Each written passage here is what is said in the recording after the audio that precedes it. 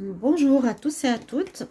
Alors, aujourd'hui, je vais vous présenter une manière de se protéger, donc pas par une prière ou quoi que ce soit. Ce sera simplement déjà par rapport à des objets que vous allez pouvoir utiliser pour vous protéger. Donc, je vous montre à travers une table de travail. Si par exemple vous faites les tarots ou d'autres choses, le pendule par exemple, ou des choses qui sont liées à l'ésotérisme, il est important de vous protéger. Donc ce sera ici des objets de protection qui vont vous aider. Donc vous protéger contre les énergies négatives ou nettoyer le lieu après avoir fait les cartes ou après avoir fait le pendule. Donc pour beaucoup, vous savez à mon avis qu'il faut faire ou mettre des bougies. Déjà la première chose, mettez des bougies. Les bougies nous connectent aux anges, les êtres de lumière qui sont autour de nous. Vous voyez souvent dans les vidéos, la plupart des personnes ont des bougies. Donc tout simplement, vous utilisez une bougie. Bon, j'en mets plusieurs, pour les décos de Noël, c'est normal. Utilisez régulièrement des bougies, c'est une des premières choses à faire en protection. Très simple. Ensuite, je pense que vous savez aussi, et on vous recommande d'utiliser de l'encens. De l'encens que vous faites passer sur votre table de travail, autour de vous ou dans la pièce où vous habitez. Il existe différents styles d'encens que je vais vous montrer. Donc, il y a des encens très basiques qu'on trouve dans le commerce, qui ne sont pas forcément utiles, qui sont souvent avec des essences et des huiles pas très, comment dire, pas très adaptées. Elles sont superficielles et ont des odeurs pas toujours très bonnes et qui sont absolument inutiles pour la protection. Si vous prenez, je sais pas, des encens de rose, ce ne sera pas du tout fait pour ça.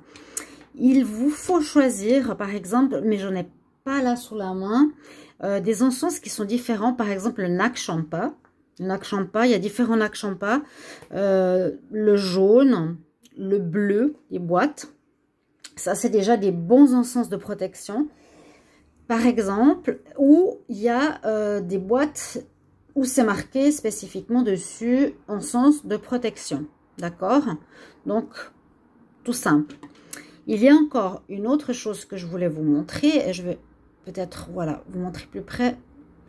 C'est les encens qui sont faits main.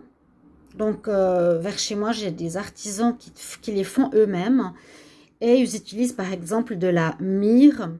Ils utilisent, je ne sais pas tout, mais ils mettent en fait un nom dessus, en sens de protection. Je ne sais pas ce qu'il y a exactement dessus, mais ils sont faits artisanalement, vous voyez. Ils sont gros par rapport aux autres. Et c'est souvent fait vraiment dans la démarche de protéger et de nettoyer. C'est des purifications d'énergie. Alors, ça sert à deux choses, les encens et les bougies. Et ensuite, je vais vous parler de ceci. Ça sert à purifier les énergies après avoir fait un travail, après avoir fait des tarots, après avoir fait du pendule ou autre. Et ça sert à nettoyer votre énergie.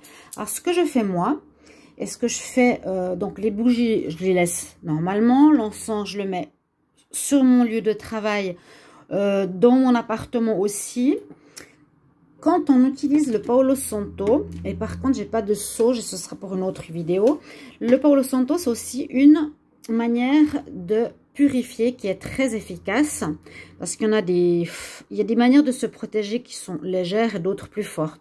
Le Palo Santo, je vais vous montrer, celui-là, c'est un vrai. Parce que parfois, on peut en commander et c'est pas forcément le bon. J'ai commandé chez Wish, c'était pas du bon Palo Santo. Il mettait 1 heure à fumer. Alors celui-là, vous voyez, il fume très vite. Il sent vraiment l'odeur du Palo Santo. Alors, ce que je fais, moi, je le passe vraiment sur la table. Donc, purification du lieu de travail. Ce que je fais aussi, c'est que, par exemple, j'utilise un jeu souvent, ou pour un nouveau jeu. Alors, par rapport à un ancien jeu, ce que je fais, par rapport à un jeu que j'ai, je demande, alors je vous explique ce que je dis. Je demande purification de mes cartes, donc avec la fumée. Hein. Je demande purification, donc je passe les cartes dessus. Je demande purification de mes cartes et je demande message qu'elles se remplissent d'amour et de vérité. Alors, je vais la rallumer un petit peu. Toujours demander l'amour. C'est l'énergie la plus forte. Demander d'autres énergies, je me suis rendu compte que ça ne servait à rien. Le mieux, c'est vraiment de demander l'amour.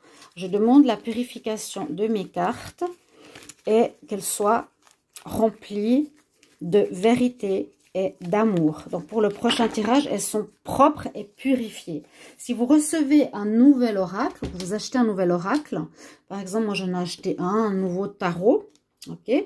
Eh bien, d'abord, je dis, je te remercie d'être avec moi. Je te remercie d'être là pour m'aider. Je te remercie d'aider les personnes qui ont besoin de réponses. Et donc, je lui parle, je lui demande l'autorisation. Et puis ensuite, je le purifie. Donc, toujours aussi purifier les nouveaux jeux parce qu'on ne sait pas où ils passent, où ils ont été, voilà, comment et quoi.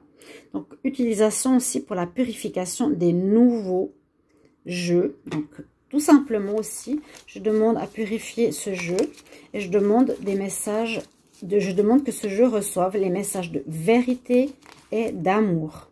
Pour moi, c'est ça que je fais, que j'utilise. Voilà. Alors là, c'est quelques petits ustensiles que j'ai de protection. Sinon, j'ai encore ce que je peux vous montrer que j'ai pour le moment, mais je vais aussi amener d'autres objets. On peut utiliser au niveau des pierres. Ici, c'est de la tourmaline pour certains. Et je la mets par exemple à ma droite sur la table. Tourmaline noire, c'est une pierre de protection. Donc, elle est à côté de vous. Vous pouvez la porter sur vous. Moi, j'ai pas toujours de place sur moi ou dans les poches. Alors, je la mets sur la table. C'est une manière de se protéger. Ceci, c'est plus un activateur d'énergie. C'est les pyramides d'orgonite. Il y a différents... ça dépend des... Ça dépend. Il y a différentes pierres. Il y a ici, je ne sais pas si vous le voyez, on le voit ici, la fleur de vie. Il y a des fois le symbole de Salomon. Je ne sais même pas si c'est la fleur de vie ou la Merkaba. Donc, des images de géométrie sacrée, l'énergie de la pyramide, les pierres qui sont à l'intérieur. Il faut que ce soit des vrais que vous pouvez mettre. Et ça, c'est, disons, plus un activateur d'énergie qu'une protection. Donc aujourd'hui, je voulais juste vous parler de protection avec ces différentes choses. Et je vous referai une vidéo, donc régulièrement, des prières, des protections, des petites vidéos dans ce sens, que vous ayez des astuces pour le travail ésotérique, pour l'aide positive, pour la magie blanche que vous pourrez utiliser. N'hésitez pas de vous abonner à ma chaîne pour le soutien, elle est toute nouvelle, donc on va laisser le temps faire les choses, que ça prenne gentiment. Et voilà, n'hésitez pas à commenter ou à me poser des questions en commentaire. À tout bientôt, chers amis. Au revoir.